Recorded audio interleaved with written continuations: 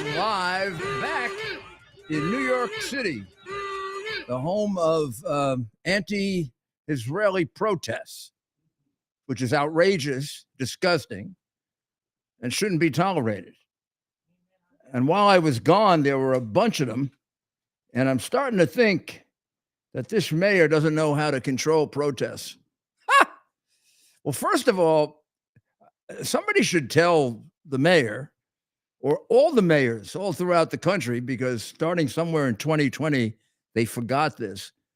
They're not supposed to take the streets of a city. They're not supposed to take the streets. Sidewalks, yeah. Streets, no. You have an absolute right to protest. You have an absolute right to make your point, but not anywhere, any way, anyhow you want. There have to be certain accommodations made for the rights of other people. So you get the right to make your point, but you don't get the right to destroy the ability of other people to have at least a reasonable amount of safety and enjoyment in their life. You know, for example, when they would have the disputes over the abortion protests, people protesting places where they go for abortions, you're allowed to protest, but you're not allowed to block the entrance. And you basically, the rule used by the courts is you have to be within hearing and seeing distance so you can make your point, because that's what you're there for. You're there to make a point. Free speech is not free harassment. Free speech is not assault.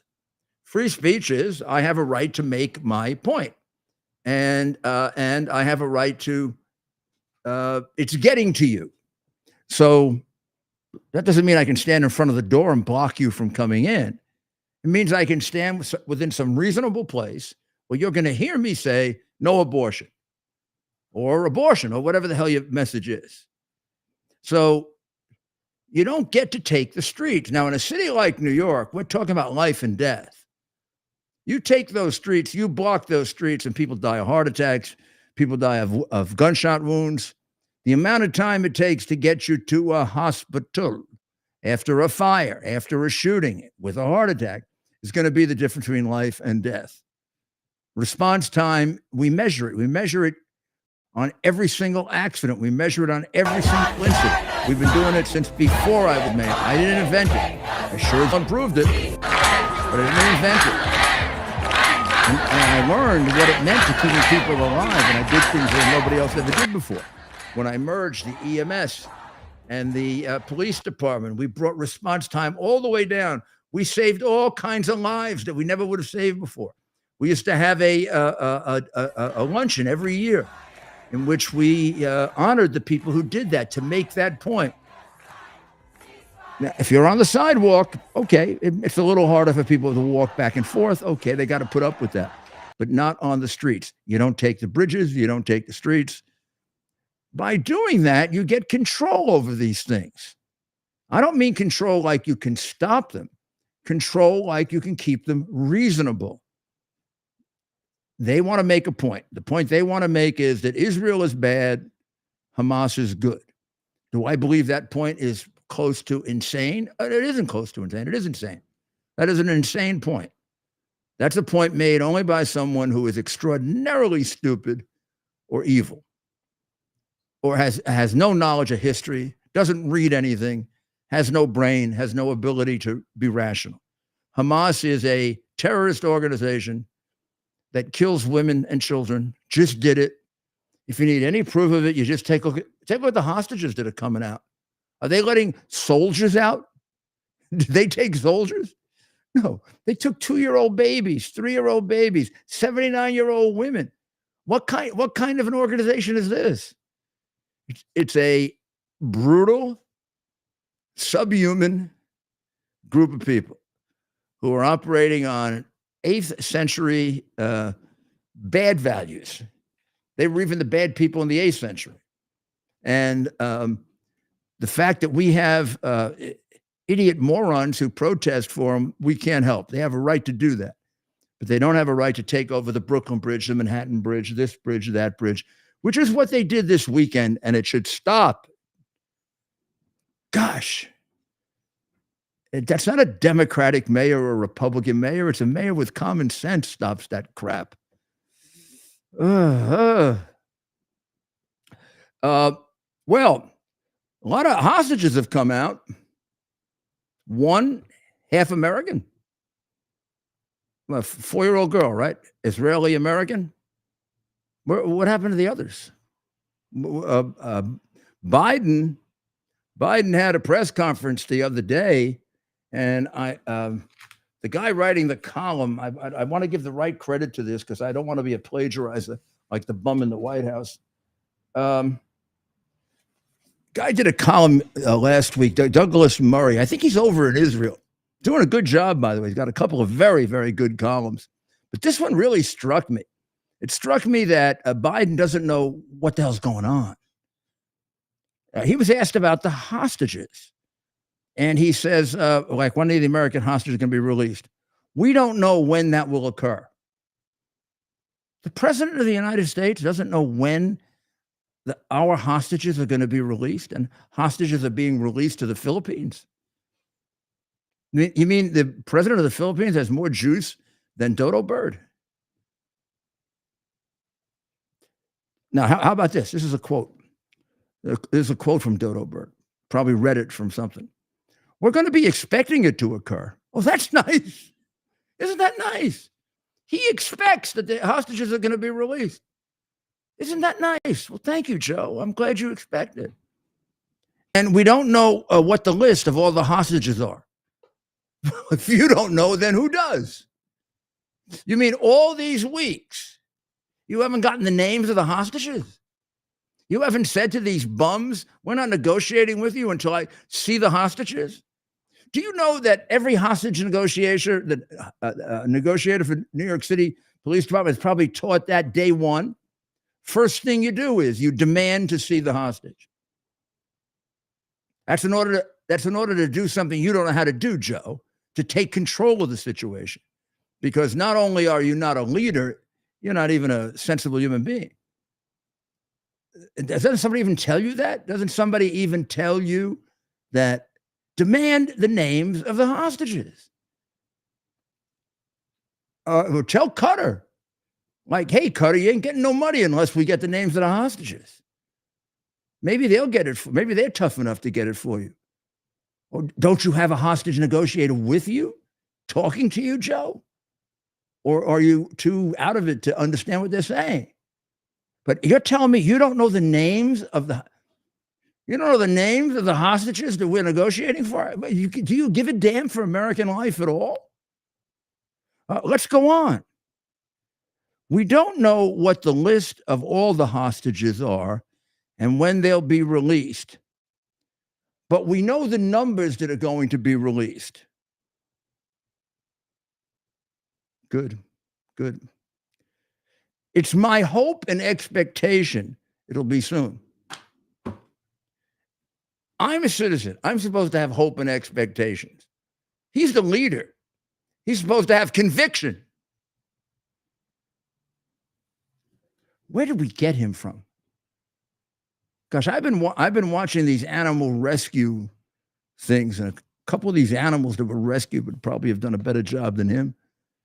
And he's been on Nantucket Island, vacationing at billionaire David Rubenstein's home.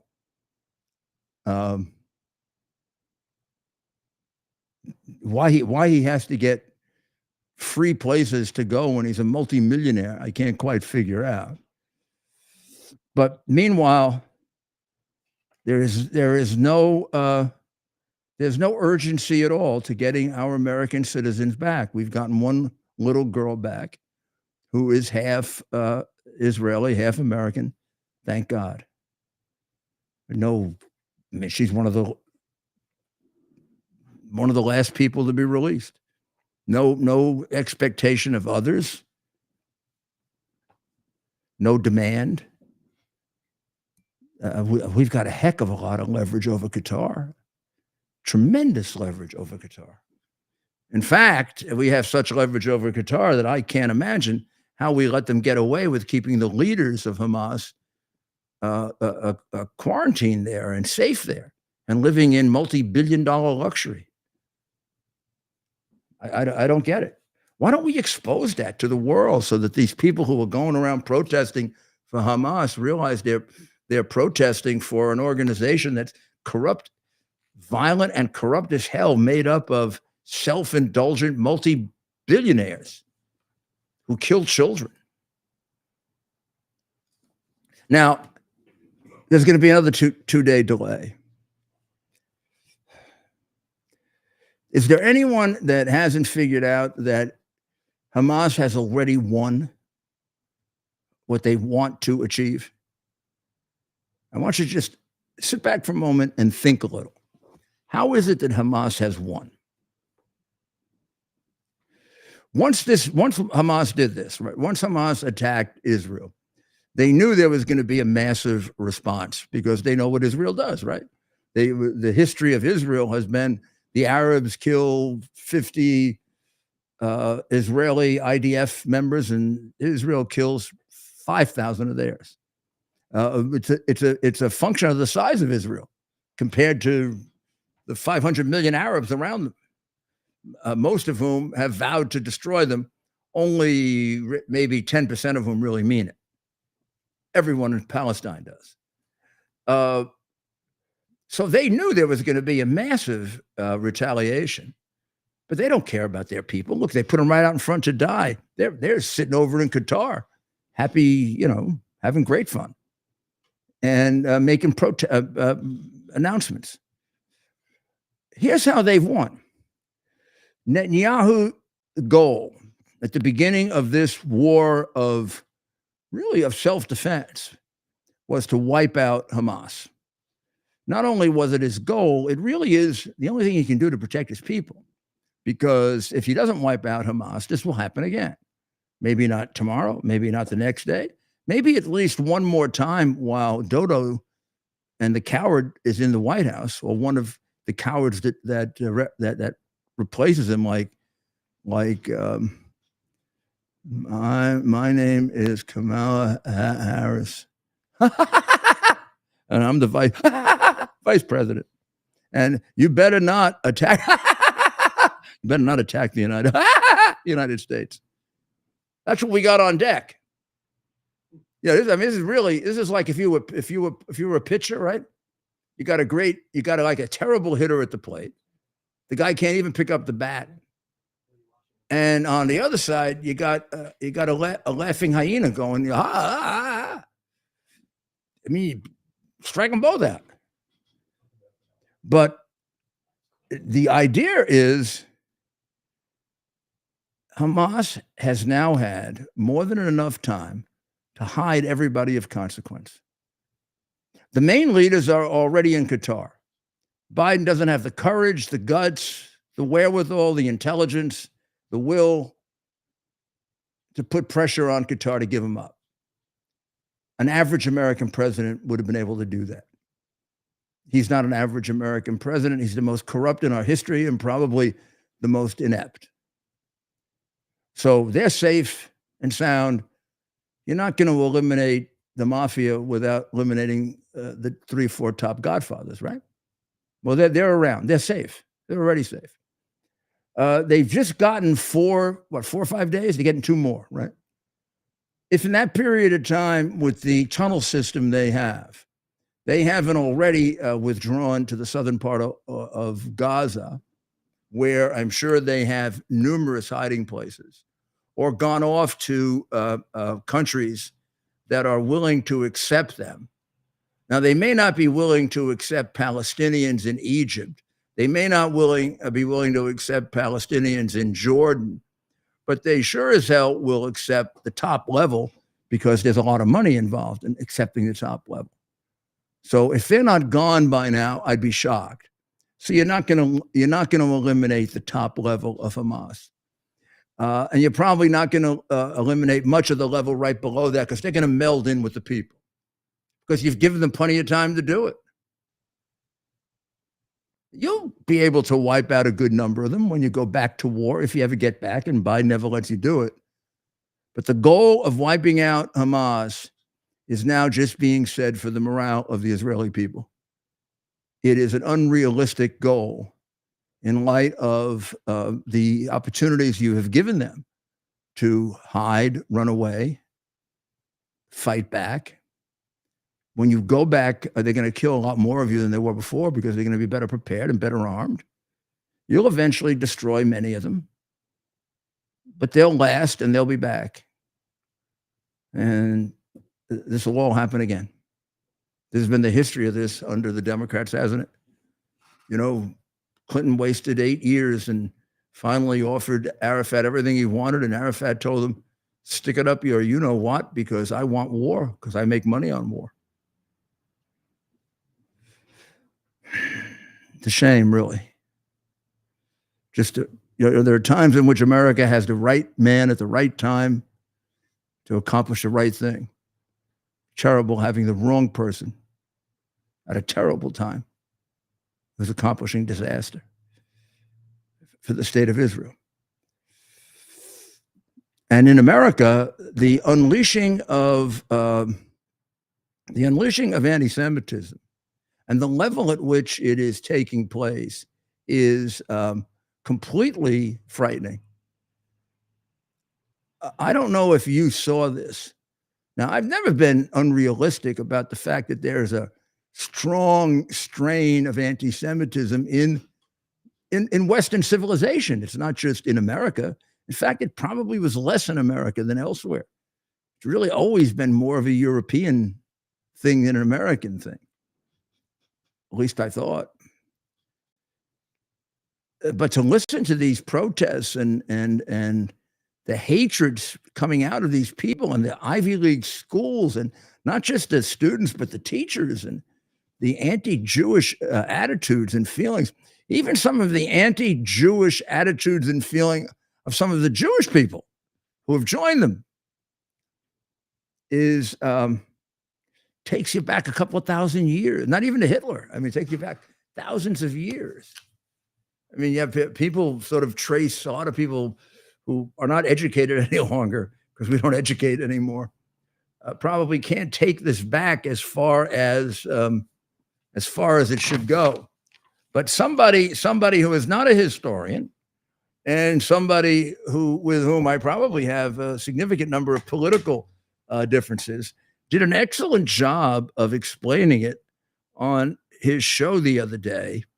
And rather than repeat it and again, be accused of being a plagiarist, which I hate being, let's let him explain it. Bill Maher explains really a very brief lesson on the Jewish people and the Palestinians, which are a relatively new group of people, actually described that way. Let's just play this.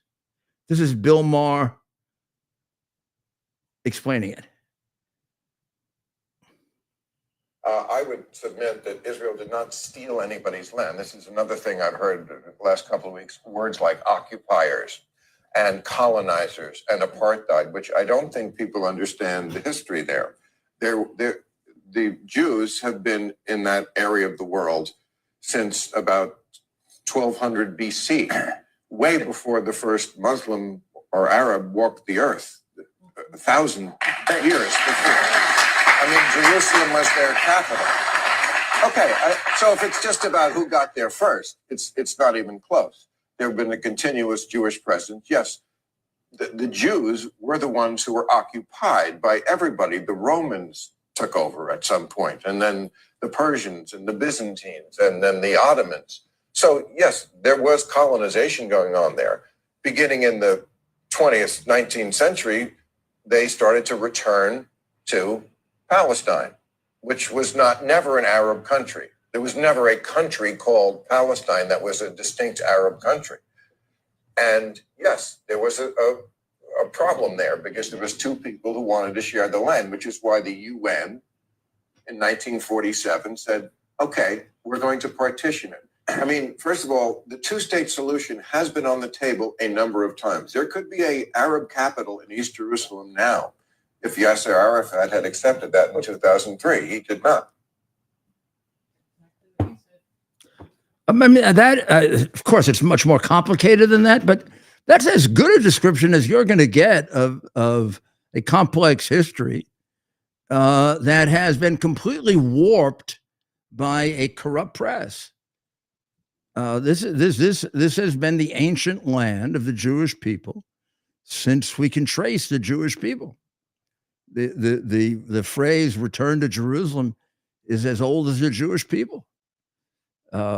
It's their holy sites are all across the Middle East, and particularly concentrated in the holy city of Jerusalem. And during the period of time that they lived there for thousands and thousands of years, they've lived there, and they haven't been colonizers. They've been colonized, right? And this whole thing with colonizers, which is a sick abstract of Barack Obama's father, and I think stuck in Obama's skull because of his father. Every group of people at various times have been colonizers. I mean, colonizing goes back to the beginning of human history. Groups of people take over other groups of people and expand. Some of them do it by peaceful treaties. Some of it do it by agreements. Some of it do it by force, and some of it do it by massive force. In fact, some of the biggest colonizers and some of the most violent colonizers have been the Muslims, taught to do it by Muhammad himself, who was a colonizer, a conqueror. So I don't understand why we use this selectively, when in fact, if you look at America and Americans, there's some aspect of that, but so much less than most of the other countries of the world, particularly the countries that have been as successful or nearly as successful as we are. We're one of the few countries that actually fights wars for people, wins them, and leaves. And as I think you look at the last 100 years, and that's been our history. Saving other people, and we feel that obligation in a way because God was so good to us. But the idea of taking land, that maybe because we've had so much and we were able to expand from east to west, that hasn't been a major dominant theme of American history, has been of European history. But in any event, the two things that emerge from these demonstrations that occurred on Thanksgiving, when they blocked the Thanksgiving parade, or was it the day after that they went to was it Cooper Union, about 1,000 people or so? I think there were 34 arrests at the Thanksgiving parade. Oh, there was a big one also at Columbus Circle, and then the Manhattan Bridge, where they had the sign down about Gaza. I mean, all of these, there are two things that strike me about them. One, the level of hatred of Jewish people, because you hear not only about Israel, but you hear about kill Jewish people, and you hear vicious anti-Semitic statements beyond just politics. But the second thing is the unbelievable abject ignorance of these mostly college students who are constantly complaining about Gaza being occupied. Gaza is occupied by Hamas. Didn't you know that? It's a dictatorship occupied by Hamas. Israel left there in 2005. Hamas was elected in 2007. And I don't know if they keep getting reelected or they just get, I'm not sure they had another election. I think they just basically, they do a they do a Democratic Party thing, like Democratic Party does. They conduct an election and nobody runs against them, like in New York. And like all our judges that get selected that way. So it's totally corrupt. And the Palestinian people support them. You don't see Palestinians protesting against Hamas. you do see Iranians protesting against Iran. So don't fool yourself into thinking that the Palestinian people are all upset with Hamas. They may be upset with Hamas to some extent, but as it comes between Hamas and the Jewish people, Hamas they'll keep, and the Jewish people they've been trained to kill from the day they were born, and that's what they want to do. Those are the realities of life. Those are not the realities for these silly, ignorant, spoiled, bratty, dirty, smelly people who march. How sad and how stupid they are. Really an indication of how terrible our educational system is. How about the school, Hillcrest High School? Do you know about Hillcrest High School? Yeah. Oh, yeah. I saw that video today. It was nasty video. There's one teacher at Hillcrest High School who went to a pro-Israeli march or demonstration or whatever you want to call it. I don't even know if she's Jewish or not. I mean, let's assume she is. Why wouldn't she go to a pro-Israel? The school has gone nuts. They torture her. The woman got locked in a closet for her own safety for a couple of hours, and hundreds of students were breaking things and doing all sorts of stuff in Hillcrest High School. What kind of high school is this? You got any pictures of it, Ted? You got any pictures of these crazy, poorly educated, poorly brought up idiots? Maybe they're not even poorly brought up. Who knows? It may be the teaching that does it. I mean, they're all taught that Israel's an occupier and Israel is this and Israel is that. But then to do this to the teacher, I mean, what did the teacher do? Just showed up at a rally. Well, Mayor, I don't even know how they found out about it. The chancellor of the DOE, yeah, even though there's video proof of hundreds of students, acting out, he claims he will not suspend hundreds of students. Only the ringleaders will get suspended. That's his official statement, which makes no sense. But, that's the liberal DOE for you. Yeah, that's what would have happened to Bishop Block. That's what would have happened to Bishop Block in high school, I bet. The brothers would have come in and said, gee, kids, tell us your feelings. Tell us how you really feel. Really express yourself. We want you to express yourself.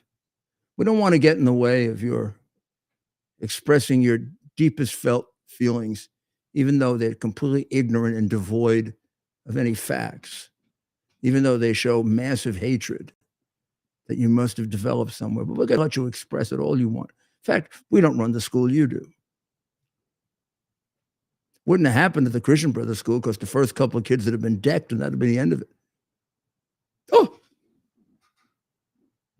they would have used violence. You see what happens when you don't use violence? See, these kids went to a school where they don't use violence. See how it works?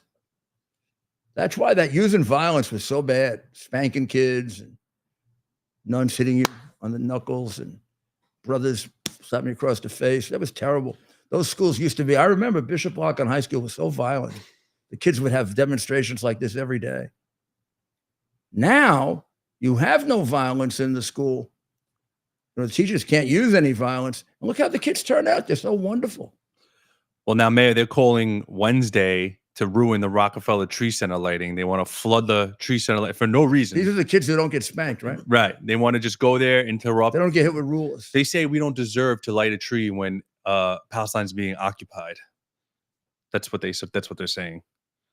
So what does freeing Palestine have to do with blocking? Wait. Jesus was born when Palestine was occupied. This is what they said, Mayor. Except it wasn't called Palestine. I mean, but Jesus was born when the Romans occupied Palestine, and the Jews lived there.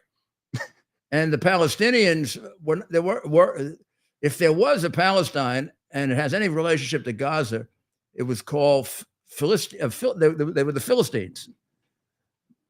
If there's a connection to them, that's an arguable historical fact that I don't want to engage them in because they're too stupid to be able to analyze it. And they might have to read some texts that are actually like in Latin. Oh! In Latin. Oh. We're going to take a short break as people recover.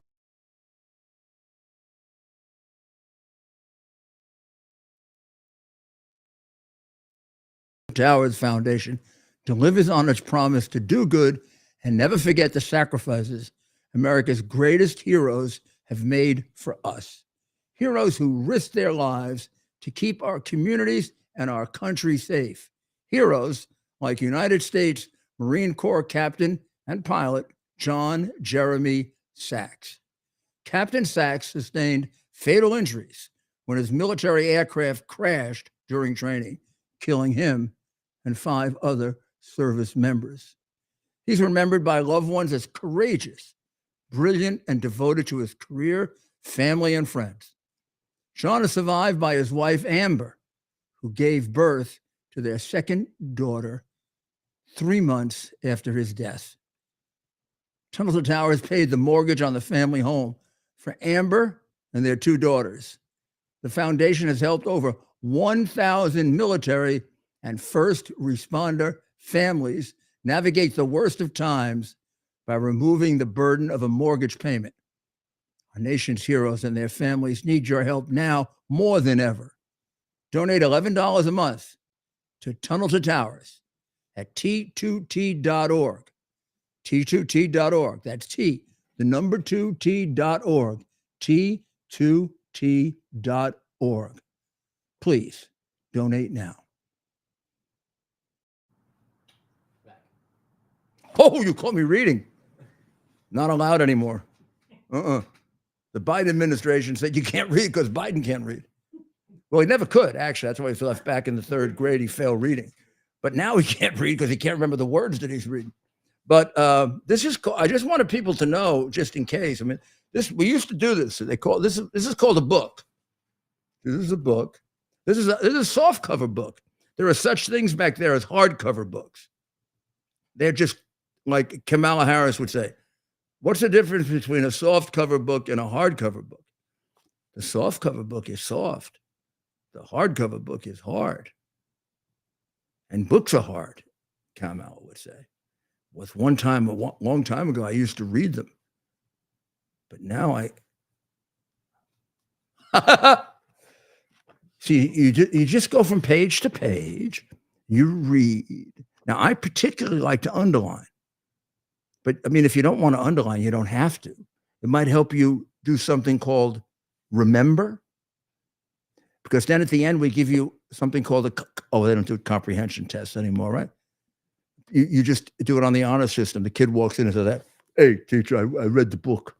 Can you ask, let me ask you a question. Would you consider Hayek a socialist or a capitalist? Don't ask me that question. What are you, some kind of wise guy? See, this is what goes on in the schools now. This is why we got this crazy stuff going on. They're going to have to be straightened out. Thanksgiving parade ruined by these bums. Saturday, we got protests on Saturday. On Sunday, we've got protests at the Manhattan Bridge. Hillcrest High School goes wild over one teacher. And now they're getting ready to disrupt the lighting of the Christmas tree.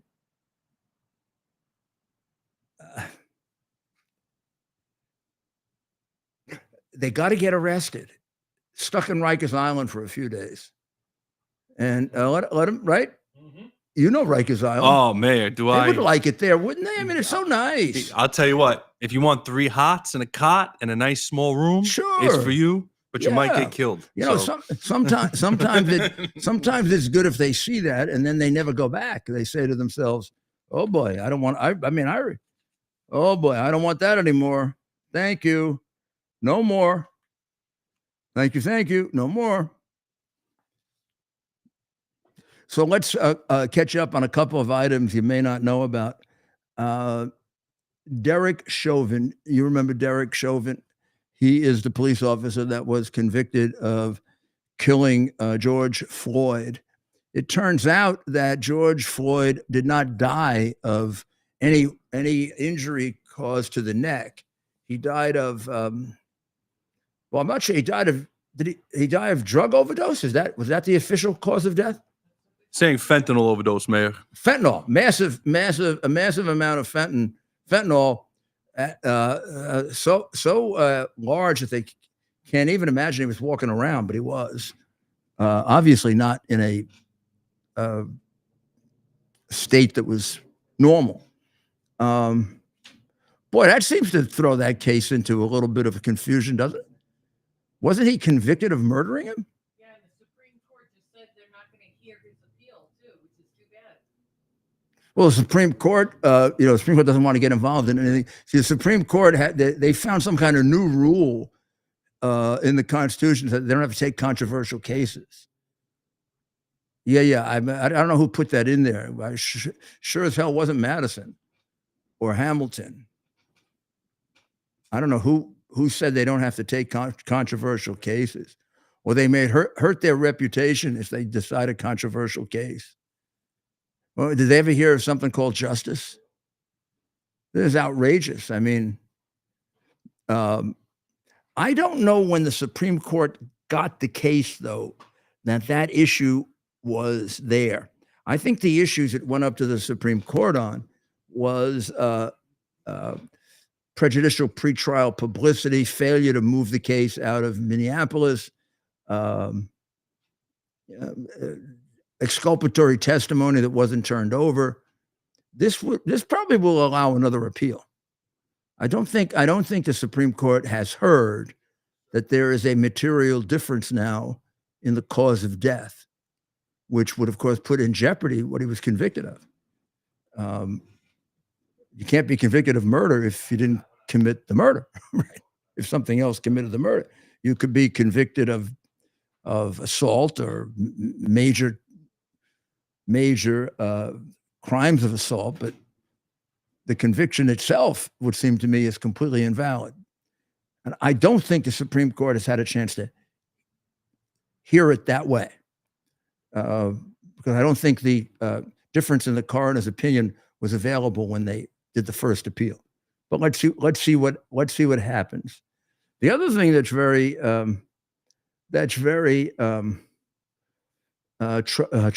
troubling is that while all of this is going on, China is gaining. And China is gaining in many, many respects. Well, first of all, China has their man in the White House, right? I mean, that should have been apparent before all this started, when we watched the grand entrance of one of the biggest murderers in the world, who was given a reception for an emperor in the Chinese city of San Francisco, the Chinese communist city of San Francisco, dominated by Chinese communist flags, treated with much more respect than the American flag has been treated in San Francisco, even after Kaepernick. The red Chinese flag outnumbered the American flag about 100 to 1.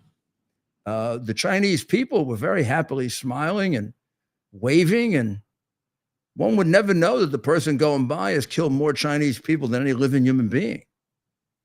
Would have been hard to realize that, but watching the happy reaction that the Chinese people that were shown, at least, had to this major mass murderer.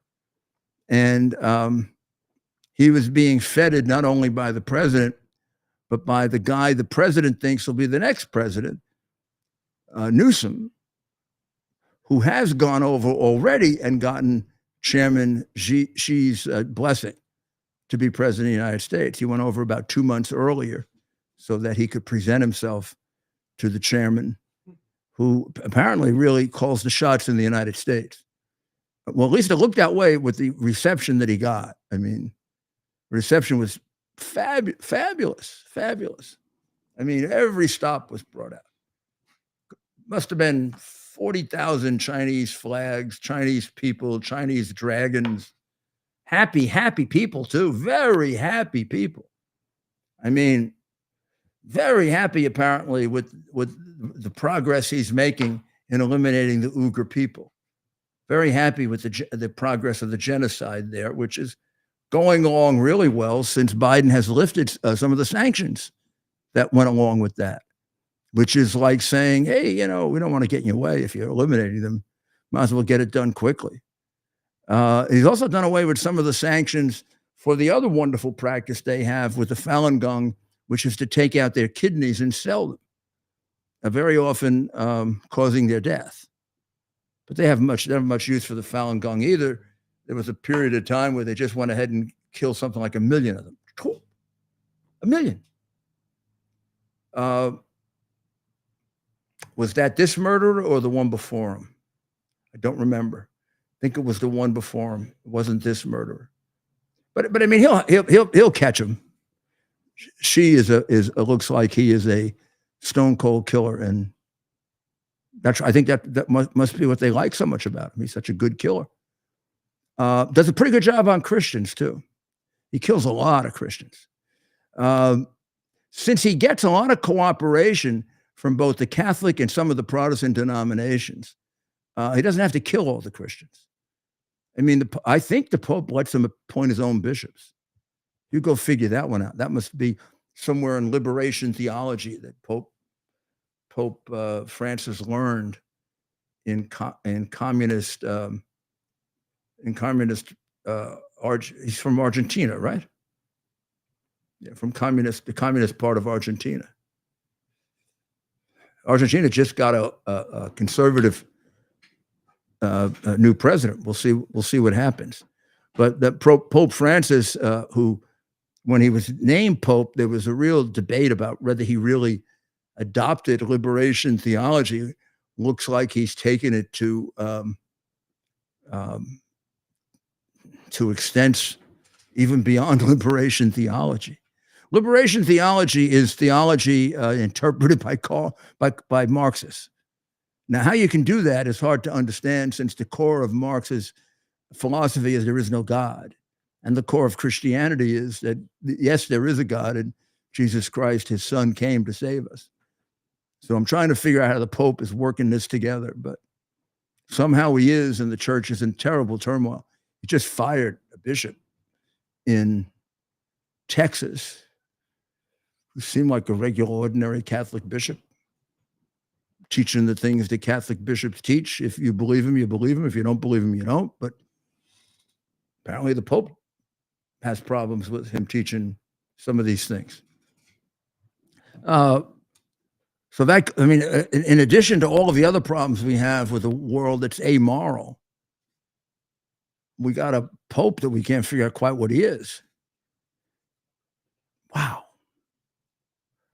So what is China doing? I want to make sure I get these numbers right, place, because he was getting very close to getting Saudi Arabia and Israel together. Now that really would be interesting, because he was the biggest proponent of executing the present leader of Saudi Arabia, who can't exactly love Biden too much. And he despises Netanyahu, who is the leader of Israel. So I don't know that he's like the right mediator to work this out, nor do I think that has anything to do with what Hamas was doing since they began planning this attack, Dodo Bird, 2 years ago. And you weren't working on Abraham Accords, or you haven't worked on Abraham Accords at all. In fact, I'm not even sure you know who Abraham is. Probably thinks he runs the delicatessen. No, he was the father of, considered the father of the three religions, really more by the Muslims than anyone else. But in any event, all you've done is kind of ruin those accords, and particularly by allowing this to happen because of your weakness. But while you're doing this, my friend, you really haven't been doing a damn thing about China, have you? Let me just give the American people just a little taste of how seriously you've jeopardized us with China because of all the money you got, you traitor. In 2019, when Donald J. Trump was president, there were only 28 sorties over Taiwan of any form of a threatening nature. Last year, there were 1,737. I don't know, how many more is 1,737 than 28? And how much more does it look like they don't really worry about you and they worried about him when they were down to 28 in 2019 and they're up to 1,737 with you? Is this another thing like Ukraine where because you're president, they're going to invade Ukraine? Putin would have invaded Ukraine if Trump were president. And this wouldn't have happened in Israel if Trump were president. They'd have been too scared to do it. And there's no way Taiwan would have done this. I mean, they look at you and they say, man, let's make a choice. I don't think they're ready to take Taiwan. In fact, I'm certain they're not ready to take Taiwan.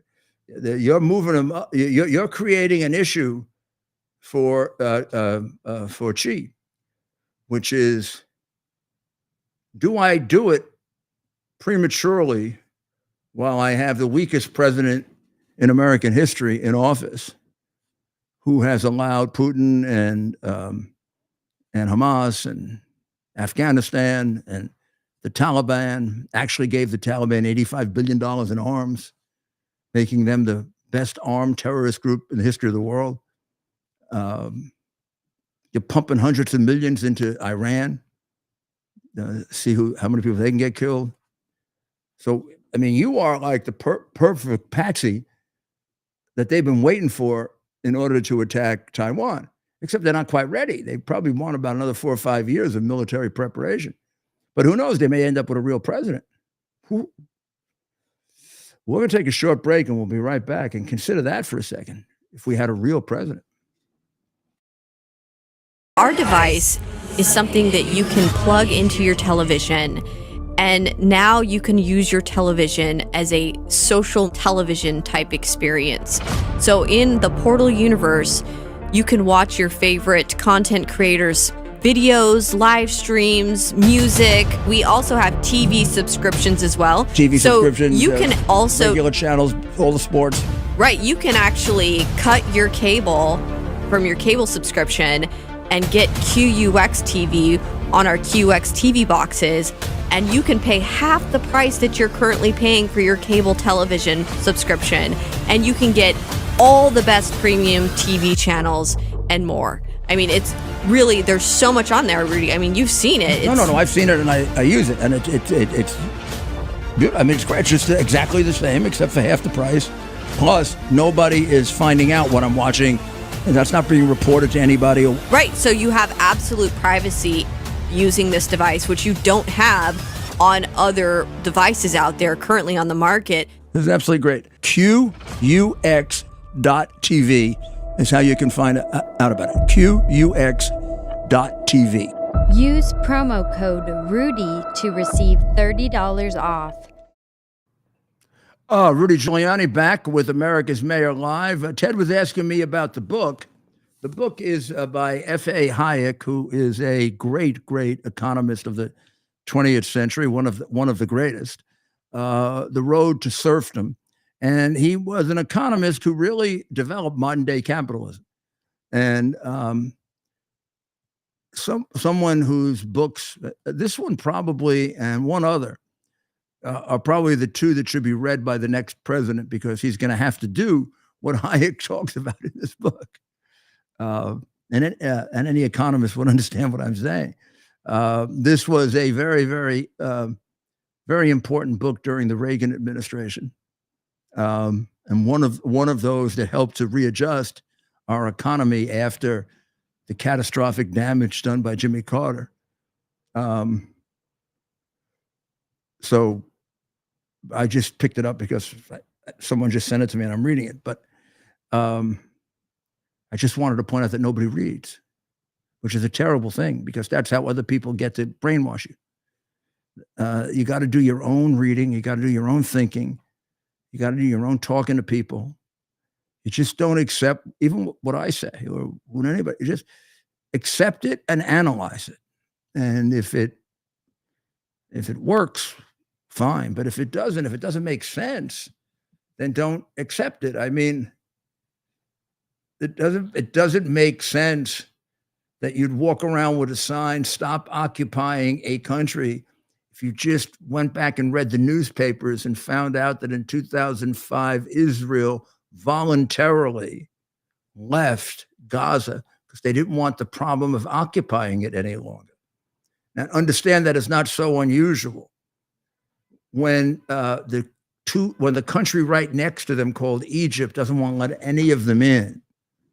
You get an idea they're a problem, right? When the country that had the most of them, probably historically, Jordan, threw them all out and has closed the door to them completely.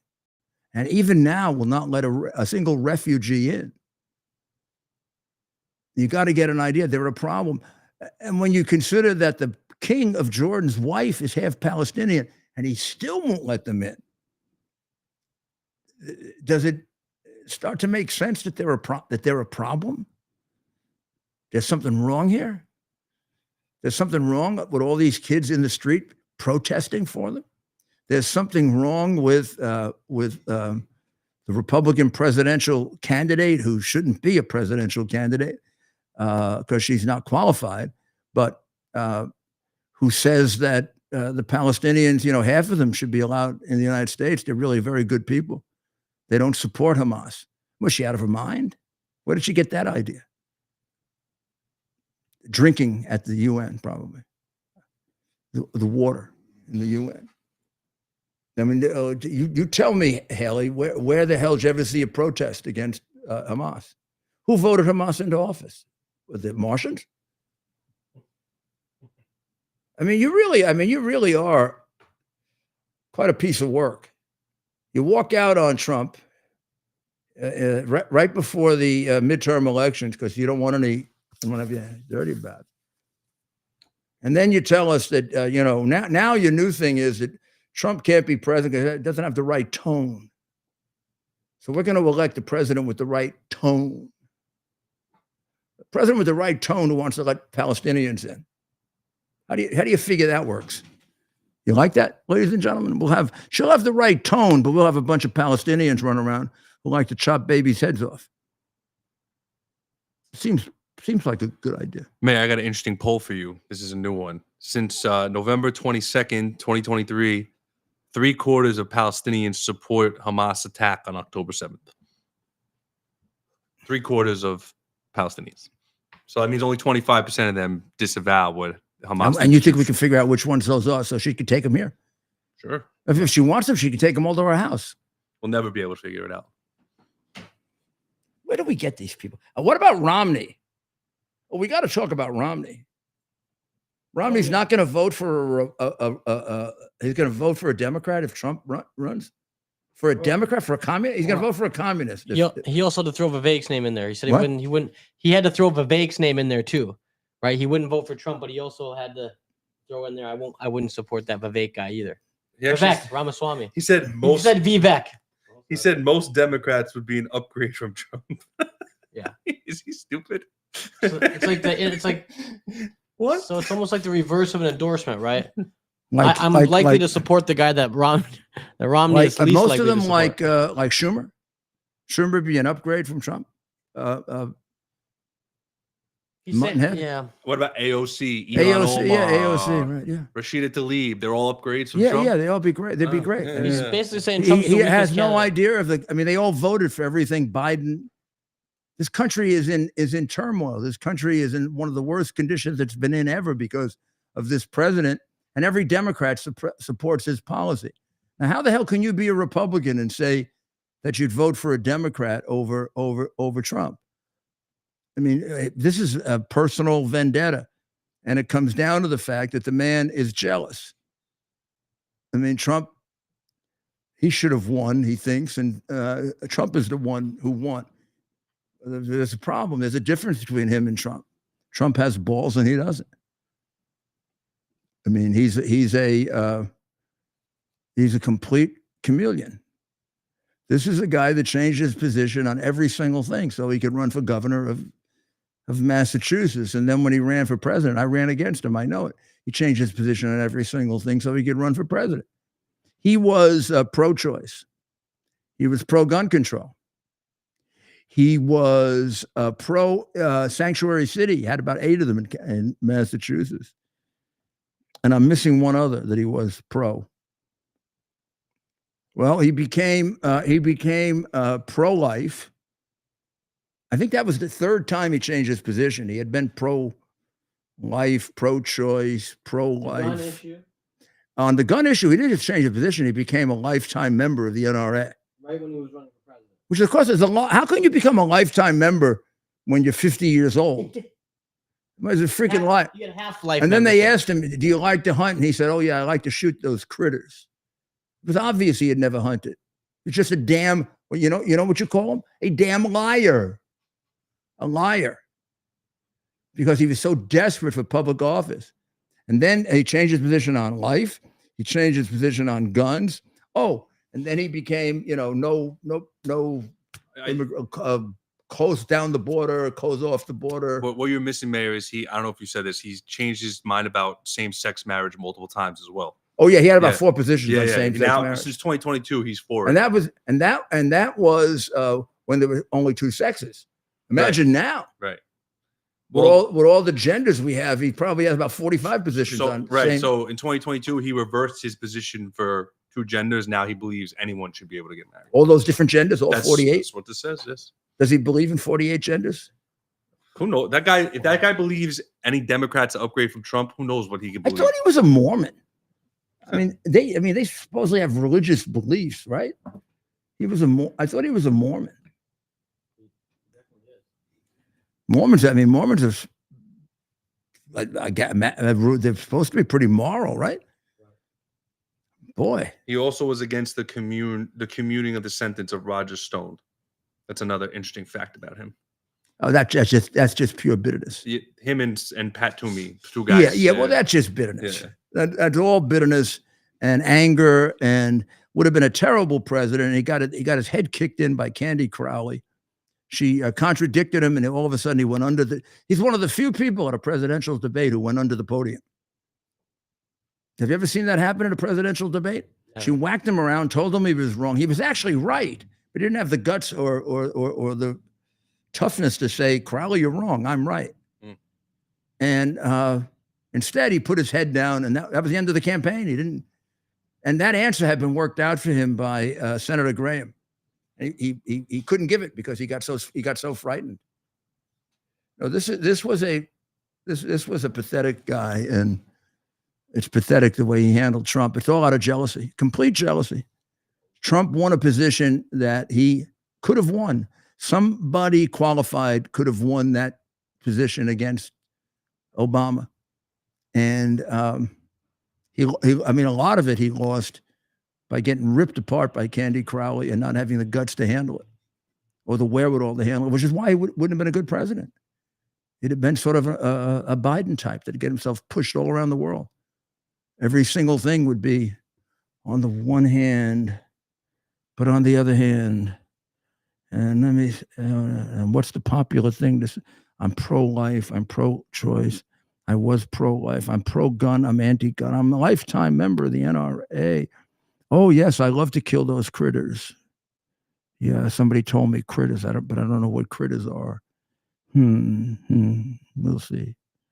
Oh, that Trump, look at it. He says he's such a bad man. Oh, gosh, look at the condition of the country under Trump. I mean, the blacks had the highest wages they ever had, the lowest unemployment. So did Hispanics, so did poor people. We had no wars, Mitt, none, no wars. No wars. Nothing like what's going on in Israel. Nothing like what's going on in Ukraine. Nothing like what's going on over Taiwan. I just showed you the numbers over Taiwan. And because of you and your ego, you're gonna vote for a Democrat instead of going back to where we were a couple of years ago. And it's not about the country, is it? It's about you, pathetic narcissist. Well, it hides behind, I'm a bishop of the Mormon church. Therefore, I can lie all I want. I'm pro-life. No, I'm pro-choice. No, I'm pro-life. I'm a lifetime member of the NRA, the National Relief Association. Well, God bless America. Thank God he ain't going to be president. It's bad enough we got this guy.